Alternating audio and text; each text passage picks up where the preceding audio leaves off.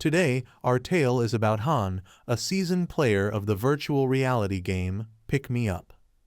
One day, as he logged in for his routine gaming session, he found himself unexpectedly transported into the game world. But there's a twist: he is not the master he's used to. Instead, he's been reset to level 1 player.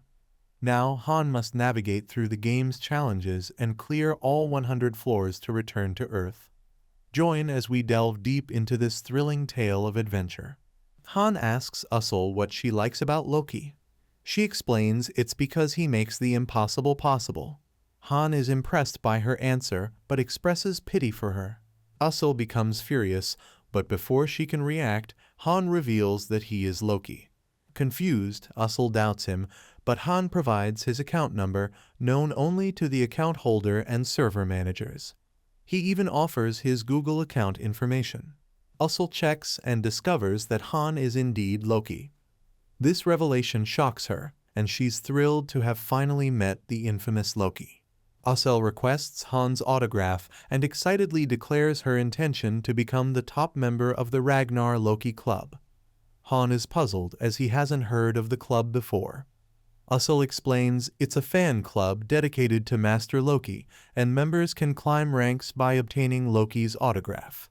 Then, realizing her earlier rudeness, Usul apologizes for her behavior.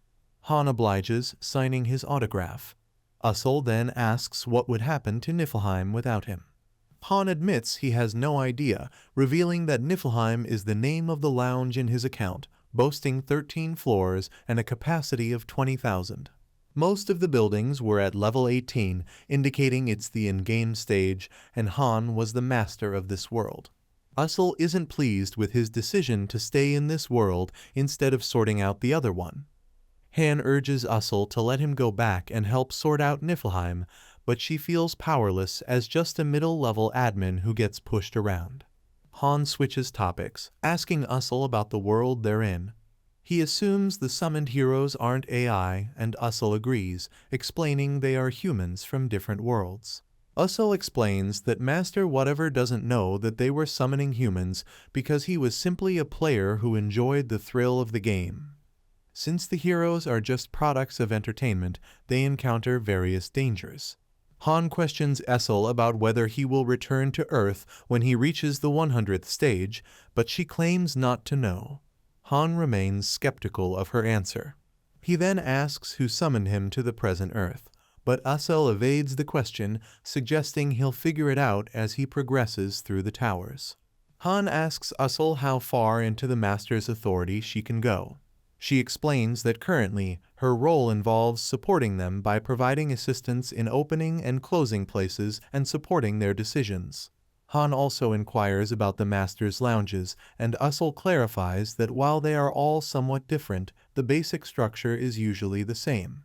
Han concludes that the fact that there exist 100 million worlds within the Mobius summon system, which supposedly summons an infinite number of heroes with thousands of patterns, was a lie, and they are actually real humans. Additionally, Han realizes that roguelike, a system believed to have created infinite content, has 100 million individual worlds as well. Han realizes that all the careless decisions he took for heroes have been a death sentence for others. He calls Usul and tells her that if she wants to climb the tower, she has to listen to what he has to say. He starts telling her about Jenna, describing her as a genius who has grown at an unthinkable speed that can't be considered 1 star. Despite never having held a dagger before, Jenna has quickly figured out the principles. On the other hand, Eren appears sluggish, and there's a risk of him dying if this persists. After the private conversation with Usul, they head to the training field. Jenna informs Han that Eren hasn't been very active since she defeated him. Han instructs Jenna to follow him out of the field. As Jenna starts following Han, Usul pushes her away, asserting that Jenna has no right to follow him directly because she isn't his #1 follower. A brief argument ensues between Usul and Jenna as they both vie to become Han's #1 subordinate. Han takes Usul to the storage room and asks her to open it up. She does so, and they acquire some items added to their inventory. Jenna questions Han about his intentions with the items they obtained from the storage. Han responds that he's tired of using a worn-down steel blade. From the conversation with Usul, Han had discovered that he is a half-master, half-hero. Being half-master, he uses the items obtained from the storage. Han crafts a manual. A notification appears, prompting him to select the puzzle difficulty level. Opting for the extreme hell difficulty, despite Usul's displeasure due to its triple penalty, Han explains that the rewards in the game for masters are highly rewarding. He receives a puzzle to solve in order to obtain his new weapon and continue the battle. Successfully completing the puzzle, Han crafts a well-forged longsword. The longsword is sturdy, light, and sharp, with the materials skillfully fixed despite being loose initially. Han creates more weapons like the balanced shortbow, sharp long spear, and hard iron shield. However, all the weapons he crafts are of C rank, seemingly due to poor quality materials. Usul asks him if he wants to make more weapons, but Han declines, fearing that it would arouse suspicion from the master. It's time to fight for 4th floor's duty-type conquest goal and kill all enemies while they attack. Eren becomes too excited initially, overwhelmed by fear, but he manages to gather himself. With Han and Jenna's support, fighting becomes easier for him. They defeat the enemies and successfully clear the floor. With Eren leveling up and Han being the MVP, they receive useful rewards for their efforts. After the fight, they pause for a discussion. Eren expresses concern that the master might kill him because he didn't contribute much on the battlefield. However, instead of punishment, he finds himself added to the master's favor. Jenna comments on Eren that following Subordinate 1, Subordinate 2 has grown up as well, but Han doesn't see him merely as a subordinate. As Han walks away, he mentions that his subordinate number 1 would typically be infamous Cirrus from Niflheim. He describes Cirrus as one of the 5 members of Party 1, boasting 6 stars and level 99, with 5 divine weapons that he personally crafted and plastered with ultimate skills. Han tells himself that he may need them someday as he climbs the tower. He says as this is an idle game, Submaster Cirrus will do fine on his own, and then mentions that Unit is there as well just in case Cirrus needs help. Han notes that Cirrus and Unit were so intelligent and clear-minded that he was beginning to doubt whether they were AI. Meanwhile, in another world, Cirrus tries to convince Unit not to go out for an investigation, but Unit remains adamant. Cirrus decides she won't accompany Unit and leaves the investigation entirely to her. Unit agrees, stating she'll handle everything, including their master's whereabouts. After the heroes finish the battle on the last floor, they receive upgrades from the master. Their lodging levels up to level 2, increasing the limit on heroes. Additionally, the restaurant in the lodging has been completed, and high-quality food will now be provided for the heroes. The training center has been leveled up to level 2, increasing the efficiency of hero training. The weapons storage, 3-piece accessory buildings, smith woodworking shop, and metal processing shop are to be combined into an equipment workshop. The square has been evolved to level 2 by the master, who upgraded the area where the heroes live. This upgrade makes it feel like he's playing with real people rather than a bunch of zeros. Han explains the upgrade to the rest of the heroes, mentioning that the waiting rooms improve as they ascend the tower.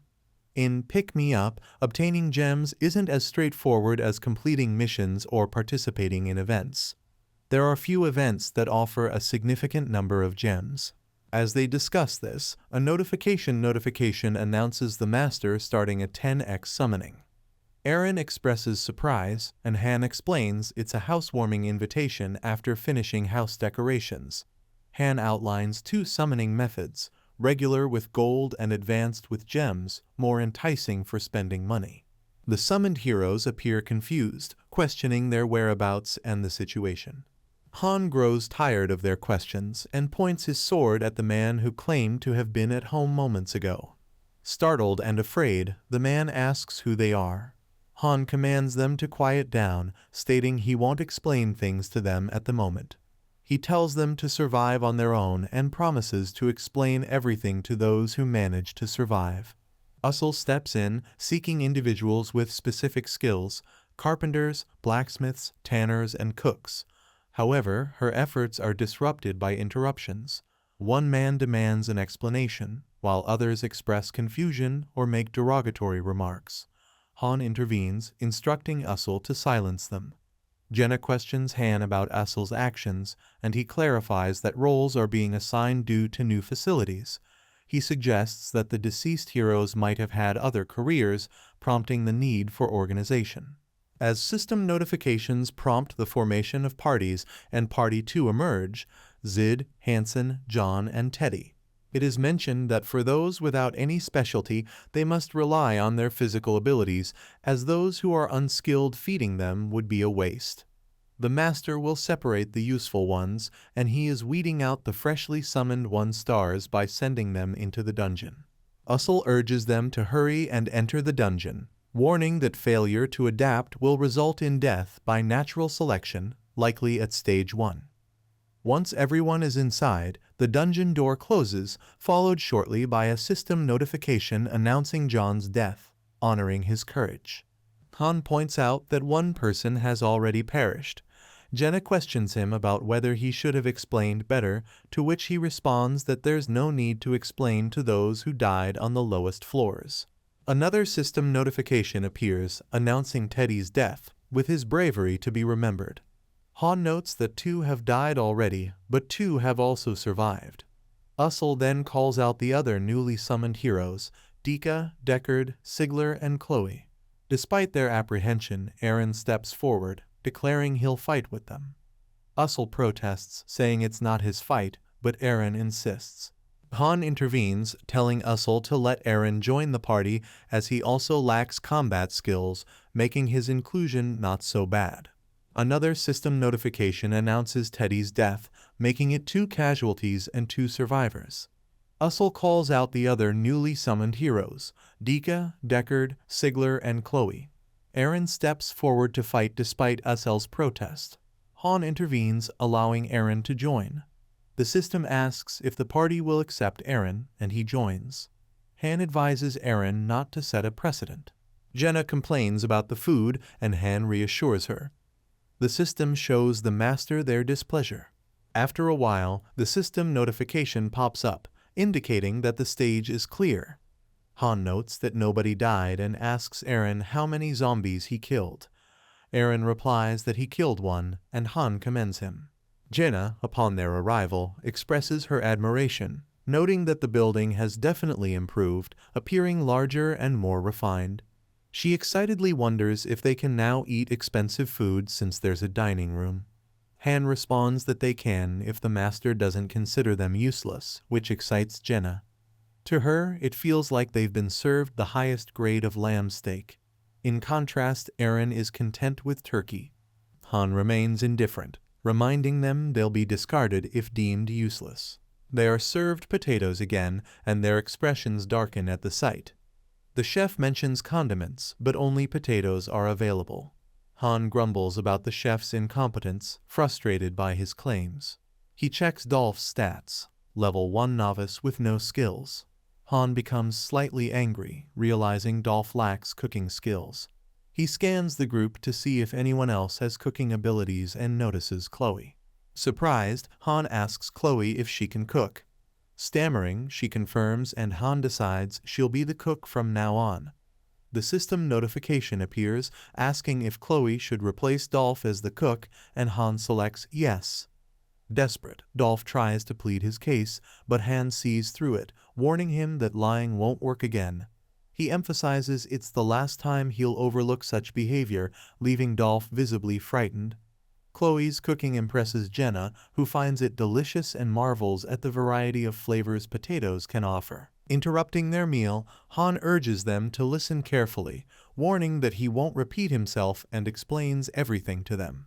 After a little discussion, Han explains that Enoch is the carpenter and Chloe is the cook, but they can also assist in other ways. Dolph stammers, suggesting he could be a carpenter too, but Han warns him against lying again, threatening to recommend him as the first sacrifice to the synthesis. This silences Dolph. Han explains that non-combat roles offer higher chances of survival, but they shouldn't get complacent as spots are limited. If a more skilled person is summoned, they might end up with a combat role. From the second day, the simple life slowly began to change. Han notes that only 3 of them, Zid, Hansen, and Dika, who are 20 and under, join the training. Jenna notices everyone's fear and their search for refuge. Han expresses boredom with sparring with Eren and suggests a change. He easily defeats them and reflects on Eren's influence, noting they've started calling him boss like Eren. Jenna's archery skill reaches level 5, her dagger skill level 2. Eren's spear skill is at level 2 but hasn't progressed. Despite diligent training, he hasn't gained a useful skill. Han observes the younger trainees' synchronized spirits, all at level 1 swordsmanship. Zid acknowledges Han's strength, to which Han attributes his higher level. When Dika inquires about his level, Han assures them they will find out soon. He privately admits they're better than those hiding away. The free 10x pull happens again, this time without Han's intervention. Eren and the others handle it, with only 1 casualty during the thinning process. Jenna notices more arrivals with a smile, but Han warns her that more will come. When Jenna questions the Master's delay in advancing to the 5th floor, Han explains to himself the significant challenge of the next stage. He notes that 1 party member hasn't been selected yet. Reflecting on the increasing difficulty every 5 stages, Han divides the team. Jenna, Han, Eren, Zid, Hansen, and Dika form the combat team, while Enoch and Chloe join the support team. On the 4th floor, Zid and Hansen take the lead with shields raised and swords in hand, while Dika positions himself in the middle with a spear. Despite expressing their reliance on Han, he reassures them, emphasizing their role as shields. They advance, with Zid and Hansen successfully blocking attacks with their shields while Dika strikes from behind with his spear. Han observes their teamwork, opting not to join the fight to ensure they gain formation practice. The system notification confirms the stage's completion, with Zid and Hansen leveling up and Jenna earning the MVP title. As Hansen and Zid exchange a high five, Han reflects on the upcoming challenges of the 5th floor, uncertain about missions he might struggle with alone. Despite his concerns, the team remains optimistic. In the second 10 pull, they acquire a blacksmith and a tanner, boosting equipment production. Collaborating with the carpenter, they focus on crafting E-rank swords and shields, improving the new hero's survival chances. Meanwhile, the main party receives higher quality gear. 3 people, including Dolph, who lied about his title, are synthesized. Han emphasizes the need for vigilance going forward. After a few days, Zid complains about repeatedly returning to the 4th floor and expresses a desire to progress to the next floor. Later, upon arrival at 5th floor, they discover an abandoned, ruined village. Eren notices the absence of monsters, prompting Han to suggest exploring the city first.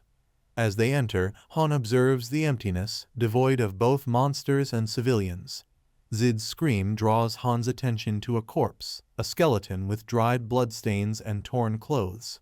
Eren is spooked, questioning the eerie atmosphere, while Jenna remarks on the stark difference from their previous missions. Realizing the gravity of the situation, Han swiftly instructs Jenna to climb the clock tower for better visibility. She ascends and reports seeing the city but hesitates before expressing her concern. Eren presses for details, prompting Jenna to reveal that there are numerous goblins outside the city, all converging toward them. Han immediately asks for a count, and Jenna, visibly frightened and stammering, estimates there are thousands of them.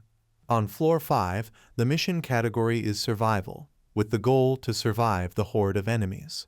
Eren shouts, noting the presence of 1,000 zombies, while Jenna expresses a wish that it wasn't the case. Han instructs Jenna to get down for now.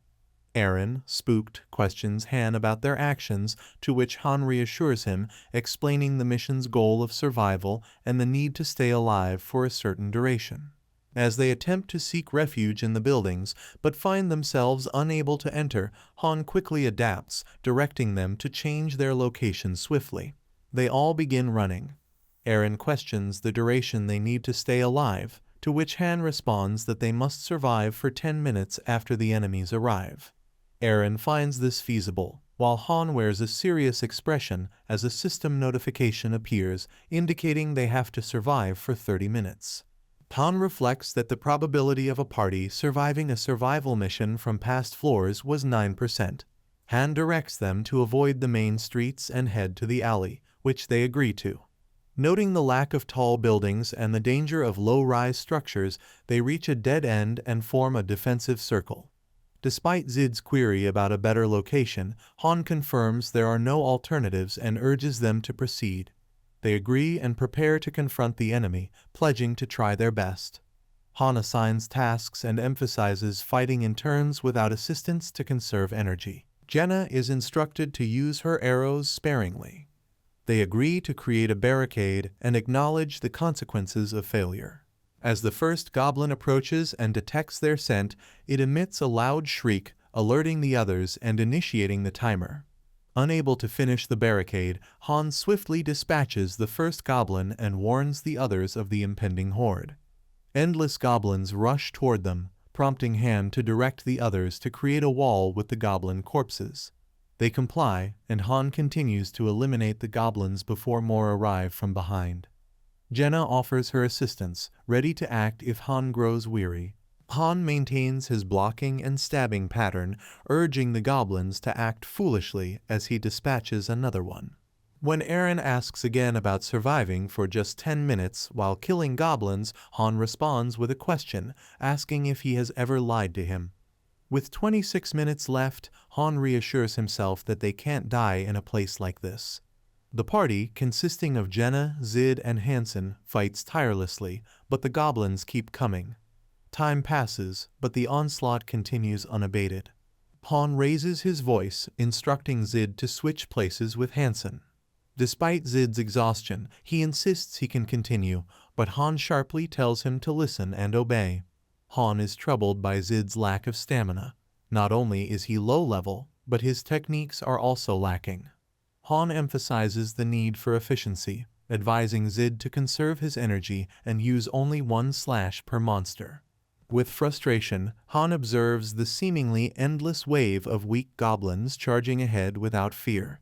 He orders another switch in positions to mitigate the danger, instructing Jenna to assist Zid and collect her arrows for reuse. Jenna complies, acknowledging she's been waiting for the instruction. Han directs her to eliminate the goblins that breach their defenses, and she begins headshotting the incoming goblins. As the chaos ensues, Eren questions Han's earlier claim of only needing to survive for 10 minutes. Han calmly corrects him, stating it has only been 5 minutes since the onslaught began. Jenna, while pulling her arrow from a dead goblin, mutters about their persistence. Suddenly, Zid screams as his arm is severed, causing a system notification about his bleeding status. Han swiftly orders Hansen to switch places with Zid, urging Zid to hold on and not worry about himself. However, Hansen hesitates after seeing Zid's injury, prompting Han to scold him for his hesitation. Another system notification informs them that Zid has fallen into a state of fear, reducing all his stats by 30%. Han slashes through the goblins and kicks Zid in the face, urging him to pull himself together and stop jeopardizing the group's safety. Zid apologizes, and Han orders Jenna to stop the bleeding while reprimanding Zid for his actions. With some encouragement, Zid regains his composure, agreeing to switch places with Hansen. Han continues to fight off the goblins, criticizing the quality of Hansen's sword and asking Zid if he can fight with it. Zid assures him he can, and they switch positions, with Han instructing Hansen to repair his sword. Han anticipates this necessity, knowing that although the sword is an improvement over the F-rank old iron one, it's still just a normal iron sword. Blades by using their shields.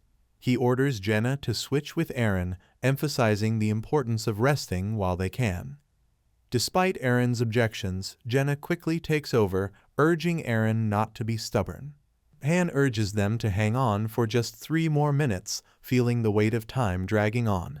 He instructs Jenna to switch with Eren again, but she hesitates, prompting Eren to reassure her that even a short break is valuable. As Hansen swaps positions with Zid, who appears on the verge of collapse, Han directs Jenna to focus her arrows on Hansen's side, despite her reluctance due to the limited number of arrows left. As the battle intensifies, Zid is suddenly stabbed in the chest, causing him to collapse. Jenna swiftly dispatches the goblin responsible, but it's too late for Zid, who falls with a fatal wound to the chest. Thanks for watching the latest part from the voice of Manhwa. Subscribe for more content and don't forget to comment below what you want to see in the future. Like and share for more.